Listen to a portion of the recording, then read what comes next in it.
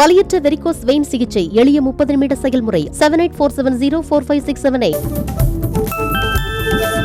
தை பொங்கலுக்கு அடுத்த நாளான இன்று மாட்டுப்பொங்கல் கொண்டாடப்படுகிறது. விவசாயிகளுக்கு உற்ற நண்பனாக விளங்கும் கால்நடைகளுக்கு நன்றி தெரிவிக்கும் விதமாக மாட்டுப்பொங்கல் கொண்டாடப்படுகிறது. அதன்படி இன்று மாடுகளை குளிப்பாட்டி கொம்புகளுக்கு வர்ணம் பூசி அலங்கரித்து தொழுவத்தில் பொங்கல் வைத்து கால்நடைகளுக்கு படையிலிட்டு பொதுமக்கள் கொண்டாடுவர்.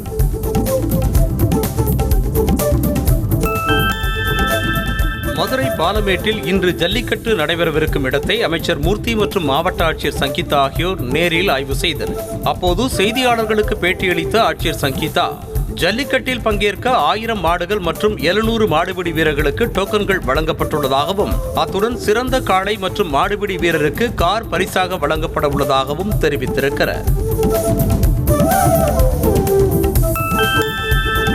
மதுரை அவனியாபுரம் ஜல்லிக்கட்டில் 17 காளைகளை அடக்கிய கார்த்திக் முதலிடம் பிடித்தார். இவருக்கு அடுத்தபடியாக 14 காளைகளை அடக்கிய ரஞ்சித் 2ஆம் இடத்தை பிடித்தார். இந்த இருவரும் அவனியாபுரத்தை சேர்ந்தவர்கள் ஆவர்.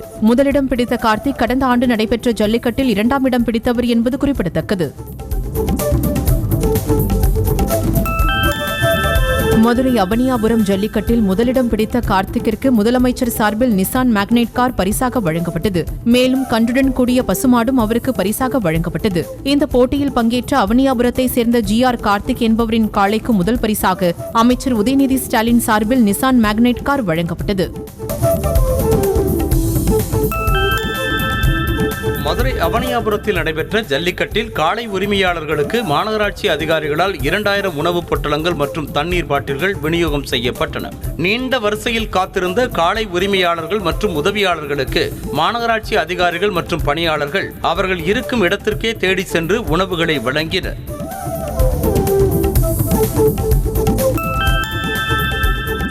மதுரை அவனியாபுரம் ஜல்லிக்கட்டில் பங்கேற்ற காளை கால்வாயில் விழுந்து சிக்கிக் கொண்டது. இதனையடுத்து அதன் உரிமையாளர்கள் கால்வாயில் சிக்கிக் கொண்ட மாட்டை பத்திரமாக மீட்டு அழைத்து சென்றனர். வாடிவாசலில் இருந்து அவிழ்த்துவிடப்பட்ட அந்த காளை செங்குருணி சாலையில் உள்ள கால்வாயை தாண்டும் போது தவறி கால்வாய்க்குள் விழுந்தது. சென்னையில் பொங்கல் திருநாளை ஒட்டி முதலமைச்சர் மு.க. ஸ்டாலின் தனது தாயார் தயாளு அம்மாளிடம் ஆசி பெற்றார். சென்னை கோபாலபுரம் வீட்டிற்கு சென்ற அவர் தயாளு அம்மாளை சந்தித்து பொங்கல் வாழ்த்து பெற்றதோடு கோபாலபுரம் வீட்டில் உள்ள கலைஞரின் திருவுருவ படத்திற்கு மலர் தூவி மரியாதை செலுத்தினார்.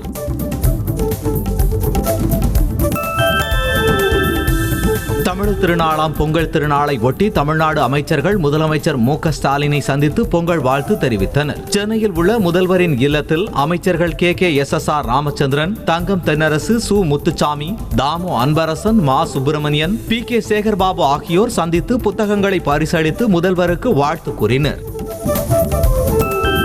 தெலங்கானா ஆளுநரும் புதுச்சேரி துணைநிலை ஆளுநருமான தமிழிசை சவுந்தரராஜன் சென்னை சாலிகிராமத்தில் உள்ள தனது இல்லத்தின் முன்பு பொங்கலிட்டு கொண்டாடினார். மேலும் பொங்கலோ பொங்கல் தமிழர் பொங்கல் எனவும் பொங்கலோ பொங்கல் அயோத்தி ராமர் பொங்கல் எனவும் தமது இல்லத்தின் முன்பு முழக்கமிட்டு கொண்டாடினார்.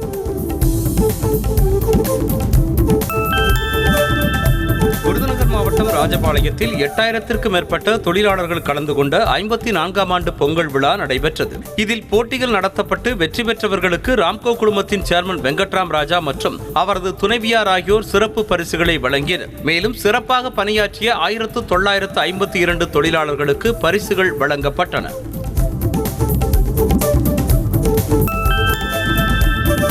விஜயகாந்த் மறைவு காரணமாக புதுக்கோட்டை மாவட்டம் அறந்தாங்கி அருகே பிராமணவயல் கிராமத்தில் பொதுமக்கள் மற்றும் கட்சி தொண்டர்கள் பொங்கலை கொண்டாடாமல் இருந்தனர். சிவன் ஆலயத்தில் இருந்து சுமார் 1 கிலோமீட்டர் தூரம் மௌன ஊர்வலம் நடத்திய அவர்கள் கிராமத்தின் மையப்பகுதியில் அமைக்கப்பட்டிருந்த விஜயகாந்தின் உருவப்படத்திற்கு மோட்ச தீபம் ஏற்றி வழிபட்டனர்.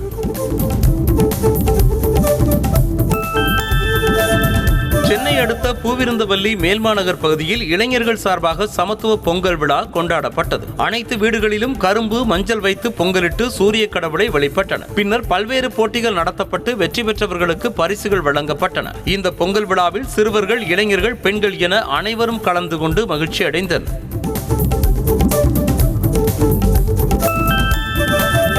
ராணிப்பேட்டை மாவட்டம் சிப்காட்டை அடுத்த கிருஷ்ணாபுரம் பகுதியில் அமைந்துள்ள தனியார் நிறுவனத்தில் சமத்துவ பொங்கல் விழா ஊழியர்களோடு கொண்டாடப்பட்டது. ஒரே மாதிரியான உடையை அணிந்து வந்த ஊழியர்கள் பொங்கல் வைத்து ஒருவருக்கொருவர் பொங்கல் வாழ்த்துக்களை தெரிவித்துக் கொண்டு மகிழ்ச்சியை வெளிப்படுத்தினர்.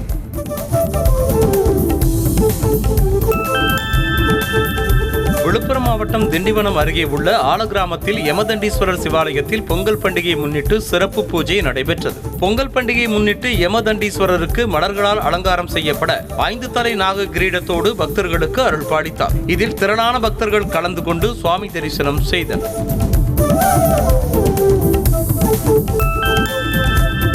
திருப்பத்தூர் அருகே நெற்குப்பை ஸ்ரீ பெரிய கருப்பர் ஸ்ரீ சின்ன கருப்பர் கோவிலில் 7 வீட்டு பங்காளிகள் ஒன்று கூடி பொங்கல் கொண்டாடினர். 150 வருடங்களாக பாரம்பரியமாக ஆண்டுதோறும் கருப்பர் கோவில் தெருவைச் சேர்ந்த 7 வீட்டு பங்காளிகள் பொங்கல் வைத்து கொண்டாடுவது வழக்கமான நிலையில் பூசாரி பொங்கல் வைத்து தொடங்கியவுடன் 7 வீட்டு பங்காளிகள் அடுப்பு கூட்டி பொங்கல் வைத்து கருப்பரை வழிபட்டனர்.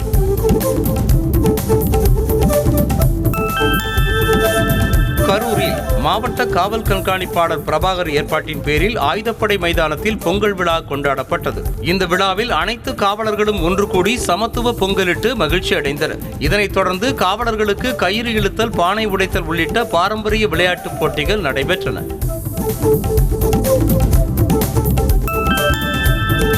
கன்னியாகுமரி காவல் நிலைய வளாகத்தில் டிஎஸ்பி மகேஷ்குமார் தலைமையில் நடைபெற்ற பொங்கல் விழாவில் மும்மதங்களைச் சேர்ந்த தலைவர்கள் மற்றும் வெளிநாட்டினருக்கு இனிப்புகள் வழங்கப்பட்டன. கன்னியாகுமரி காவல் நிலைய போலீசார் அனைவரும் பகல் நேரத்தில் பணியில் ஈடுபட்டிருந்த நிலையில் இரவில் பொங்கல் விழா கொண்டாட்டத்திற்கு ஏற்பாடு செய்யப்பட்டது.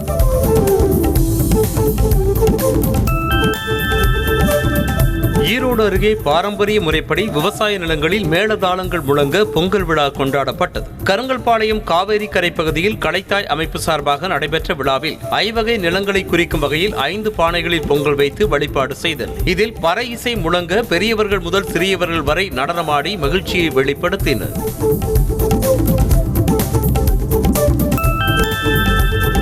விழுப்புரம் மாவட்டம் திண்டிவனத்தை அடுத்த பெரமண்டூர் கிராமத்தில் திமுக சார்பாக நடைபெற்ற சமத்துவ பொங்கல் விழாவில் அமைச்சர் செஞ்சி மஸ்தான் சிறப்பு விருந்தினராக கலந்து கொண்டார். விழாவில் பொங்கல் வைத்து அக்கிராம பெண்கள் கும்மி அடித்து பாரம்பரிய முறைப்படி பொங்கல் பண்டிகையை கொண்டாடி மகிழ்ந்தனர். அப்போது மக்களுக்கு அமைச்சர் மஸ்தான் 100 ரூபாய் நோட்டுகளை வழங்கினார்.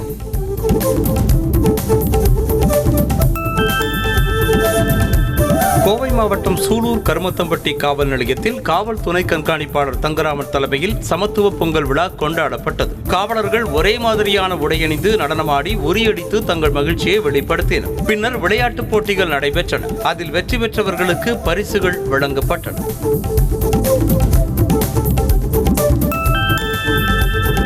மாவட்டம் வஉசி சந்தையில் திருவள்ளுவர் தினத்தன்று இறைச்சி கடைகளை மூட மாநகராட்சி நிர்வாகம் உத்தரவு பிறப்பித்ததால் அதற்கு முந்தைய நாள் இரவே இறைச்சி கடைகளில் விற்பனை படுஜோராக நடைபெற்றது. இறைச்சி கடைகளில் இரவு முழுவதும் விற்பனை நடைபெற்ற நிலையில் இறைச்சிகளை வாங்க அசைவ பிரியர்கள் ஆர்வம் காட்டினர்.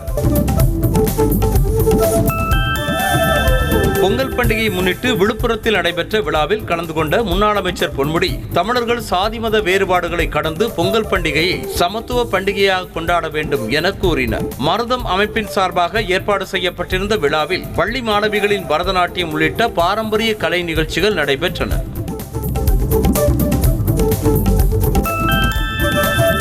மும்பை விமான நிலைய ஓடுதளத்தில் அமர்ந்து பயணிகள் இரவு உணவு உட்கொள்ளும் காட்சிகள் சமூக வலைதளங்களில் பரவி வருகின்றன. டெல்லியில் நிலவும் கடும் பனிமூட்டம் காரணமாக கோவாவில் இருந்து புறப்பட வேண்டிய இண்டிகோ விமானம் 18 மணி நேர தாமதத்திற்கு பிறகு மும்பைக்கு திருப்பிவிடப்பட்டது. இதனையடுத்து அவர்கள் இரவு விமானம் அருகே ஓடுதளத்தில் அமர்ந்து உணவு உட்கொண்டனர்.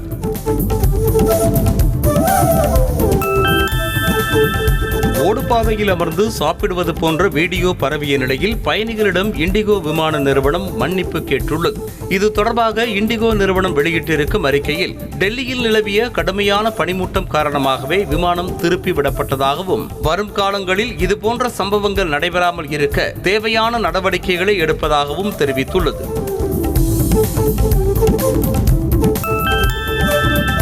3 மணி நேரத்திற்கு மேலாக நிலவும் பாதகமான வானிலை காரணமாக விமானம் தாமதமானால் விமானத்தை ரத்து செய்யலாம் என சிவில் விமான போக்குவரத்து ஒழுங்குமுறை இயக்குநரகம் தெரிவித்துள்ளது. டெல்லியில் நிலவிய கடும் பனிமூட்டம் காரணமாக விமானங்கள் தாமதமாக இயக்கப்பட்டன. இதனால் ஏராளமான பயணிகள் கடும் சிரமத்திற்கு உள்ளானதை அடுத்து ஒழுங்குமுறை இயக்குநரகம் இந்த அறிவிப்பை வெளியிட்டுள்ளது.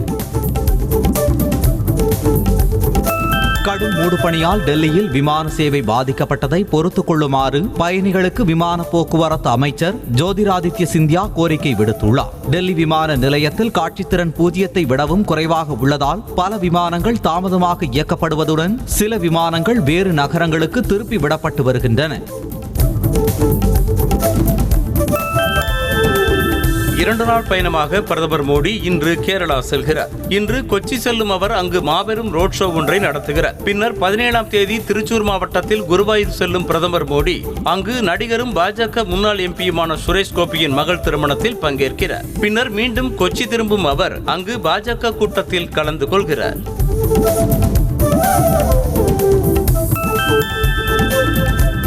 ஆந்திர மாநில காங்கிரஸ் கட்சியின் புதிய தலைவராக YS ஷர்மிளா நியமிக்கப்பட வாய்ப்பிருப்பதாக தகவல் வெளியாகியுள்ளது.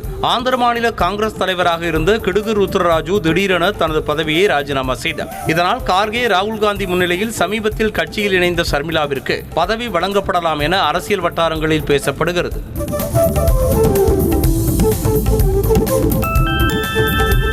டெல்லி மதுபான கொள்கை முறைகேடு வழக்கில் அமலாக்கத்துறை அனுப்பிய சம்மனை புறக்கணிக்க தெலங்கானா முன்னாள் முதலமைச்சரின் மகள் கவிதா திட்டமிட்டிருப்பதாக தகவல் வெளியாகியுள்ளது. அமலாக்கத்துறை அனுப்பிய 3 சம்மனையும் டெல்லி முதலமைச்சர் அரவிந்த் கெஜ்ரிவால் புறக்கணித்த நிலையில் அதேபோல கவிதாவும் புறக்கணித்து விசாரணைக்கு ஆஜராக போவதில்லை என கூறப்படுகிறது.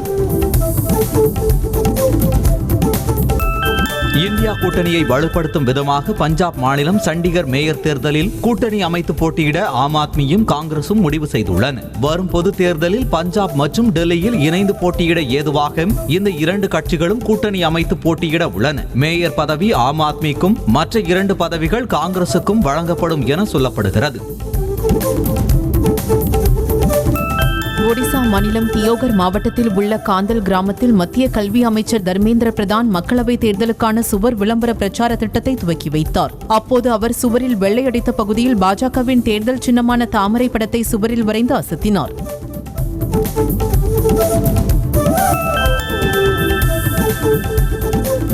முன்னாள் குடியரசுத் தலைவர் பிரணாப் முகர்ஜியின் மகளும் காங்கிரஸ் கட்சியின் முன்னாள் செய்தி தொடர்பாளருமான சர்மிஷ்தா முகர்ஜி பிரதமர் மோடியை சந்தித்து பேசினார். அப்போது அவரது தந்தையை பற்றி அவர் எழுதிய புத்தகத்தை பிரதமருக்கு பரிசீலித்தார். எக்ஸ் பக்கத்தில் இதனை பகிர்ந்துள்ள அவர் தனது தந்தை பிரணாப் மீது பிரதமர் மோடி வைத்துள்ள மரியாதை இன்னும் குறையவில்லை என்று குறிப்பிட்டுள்ளார். அயோத்தி ராமர் கோவில் கும்பாபிஷேக விழா இன்று தொடங்கி 7 நாட்கள் கோலாகலமாக கொண்டாடப்படுகிறது. பிரம்மாண்டமாக கட்டப்பட்டிருக்கும் ராமர் கோவிலில் ராமர் சிலையை வரும் 22ஆம் தேதி பிரதமர் மோடி பிரதிஷ்டை செய்கிறார். இதனால் அயோத்தி நகரமே விழா கோலம் பூண்டுள்ளது. கோவில் திறப்பு விழாவில் முக்கிய பிரபலங்கள் பலர் கலந்து கொள்வதால் அனைத்து ஏற்பாடுகளும் முழுவீச்சில் மும்முரமாக நடைபெற்று வருகின்றன. கர்நாடகாவில் முதியோர் உதவித்தொகை பெற 5 கிலோமீட்டர் வரை மூதாட்டி தவிழ்ந்தே சென்றது காண்போரை வேதனைக்கு உள்ளாக்கியுள்ளது. தாவணகெரே மாவட்டத்தைச் சேர்ந்த மூதாட்டி ஒருவர் தனது முதியோர் பென்ஷன் தொகையை வாங்க 5 கிலோமீட்டர் தொலைவில் உள்ள தபால் நிலையத்திற்கு தவழ்ந்து செல்லும் வீடியோ சமூக வலைதளத்தில் பரவி வருகிறது. நீலகிரியில் உள்ள சிவன் கோவிலில் நடைபெற்ற தூய்மை பணியில் மத்திய இணையமைச்சர் எல் முருகன் தன்னை ஈடுபடுத்திக் கொண்டார். அயோத்தி ராமர் கோவில் கும்பாபிஷேக விழாவை முன்னிட்டு நாட்டில் உள்ள இந்து கோவில்களை சுத்தப்படுத்தும் பணிகளை பாஜக தொடங்கியது. அதன் ஒரு பகுதியாக நீலகிரியில் உள்ள சிவன் கோவிலை மத்திய இணையமைச்சர் எல் முருகன் தண்ணீரை பீச்சி அடித்து சுத்தப்படுத்தினார்.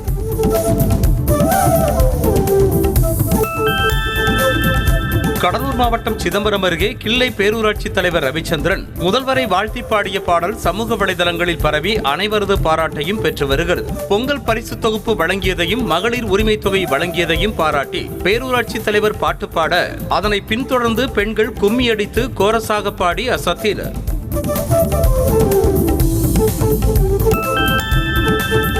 சென்னை அடுத்த ஈஞ்சம்பாக்கம் கடற்கரையில் குளித்துக் கொண்டிருந்த 2 நபர்கள் கடல் அலையில் சிக்கி உயிரிழந்த நிகழ்வு சோகத்தை ஏற்படுத்தியுள்ளது. மாலை நேரத்தில் 5 நபர்கள் ஒன்றாக கடலில் குளித்துக் கொண்டிருந்த போது எதிர்பாராத விதமாக அலையில் சிக்கி இருவர் சம்பவ இடத்திலேயே உயிரிழந்தனர். இருவரின் உடல்களையும் கைப்பற்றிய போலீசார் பிரேத பரிசோதனைக்காக ராயப்பேட்டை அரசு மருத்துவமனைக்கு அனுப்பி வைத்தனர்.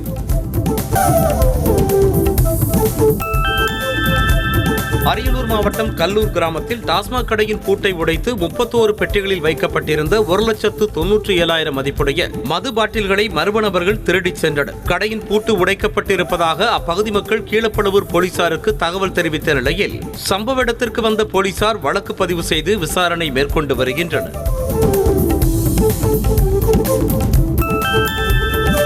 விழுப்புரம் மாவட்டம் மரக்காணம் தீர்த்தவாரி கடற்கரையில் கடந்த மாதம் 3 கற்சிலைகள் கரை ஒதுங்கிய நிலையில் மேலும் 2 கற்சிலைகள் கரை ஒதுங்கியுள்ளன. அவற்றை கடலோர காவல்படையினர் கைப்பற்றி வட்டாட்சியர் அலுவலகத்திற்கு தகவல் தெரிவித்தனர். தீர்த்தவாரி கடற்கரையில் தொடர்ந்து கற்சிலைகள் கரை ஒதுங்குவது மக்களிடையே சந்தேகத்தை ஏற்படுத்தியுள்ளது.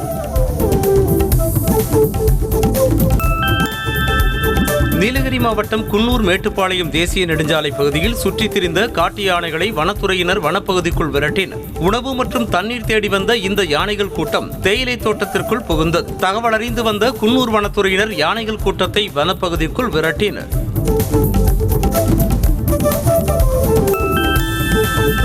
கோவை மாவட்டம் நரசிம்மநாயக்கன்பாளையம் அருகே அதிகாலை நேரத்தில் ஒற்றை காட்டு யானை குடியிருப்பு பகுதிக்குள் உலா வருவது தொடர்பான சிசிடிவி காட்சி வெளியாகியுள்ளது. ராக்கிப்பாளையம் சிஆர்பிஎஃப் முகாம் அருகே வனப்பகுதியில் இருந்து வெளியேறிய ஒற்றை காட்டு யானை குடியிருப்பு பகுதியில் உலா வந்துள்ளது. இந்த காட்சிகள் அங்குள்ள கண்காணிப்பு கேமராவில் பதிவாகியிருந்தன.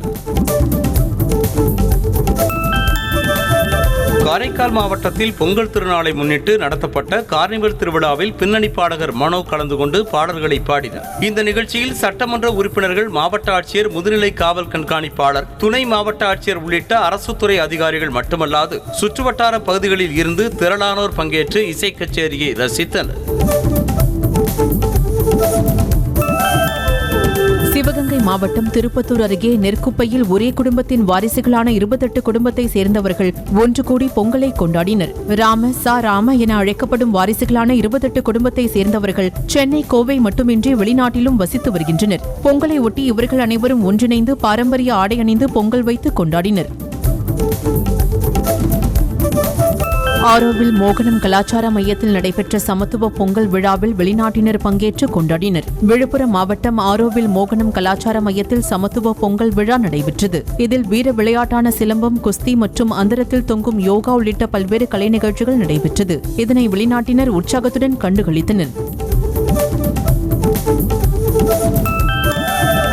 திருவள்ளூர் மாவட்டம் செம்பரம்பாக்கம் ஊராட்சி பழஞ்சூர் கிராமத்தில் சமத்துவ பொங்கல் விழா அப்பகுதியில் உள்ள CSC வெஸ்லி தேவாலயத்தில் கொண்டாடப்பட்டது. விழாவில் கிராம மக்கள் அனைவரும் ஒன்றிணைந்து புதுப்பானையில் பொங்கல் வைத்து சிறப்பித்தனர். தொடர்ந்து பல்வேறு போட்டிகள் நடைபெற்ற நிலையில் வெற்றி பெற்றவர்களுக்கு பரிசுகள் வழங்கப்பட்டன. ஈரான் அதிபர் இப்ராஹிம் ரைசியை மத்திய வெளியுறவுத்துறை அமைச்சர் ஜெய்சங்கர் நேரில் சந்தித்து பேசினார். 2 நாள் பயணமாக ஈரான் சென்ற அமைச்சர் ஜெய்சங்கர் அந்நாட்டு அதிபரை சந்தித்து இருநாட்டு உறவு, வர்த்தகம் உள்ளிட்ட பல்வேறு விவகாரங்கள் குறித்து ஆலோசனை மேற்கொண்டார். தொடர்ந்து ஈரான் வெளியுறவுத்துறை அமைச்சரையும் அவர் சந்தித்து ஆலோசனை நடத்தினார். அயோத்தி ராமர் கோவில் கும்பாபிஷேக விழாவில் பங்கேற்க இந்திய கிரிக்கெட் அணியின் முன்னாள் கேப்டன் MS தோனிக்கு அழைப்பிதழ் வழங்கப்பட்டுள்ளது. வரும் 22ஆம் தேதி நடைபெறும் கும்பாபிஷேக விழாவில் பங்கேற்க இந்திய தொழிலதிபர்கள், சினிமா பிரபலங்கள் உள்ளிட்டோருக்கு அழைப்பிதழ் வழங்கப்பட்டு வருகிறது. அந்த வகையில் MS தோனிக்கு அழைப்பிதழ் வழங்கப்பட்டுள்ளது.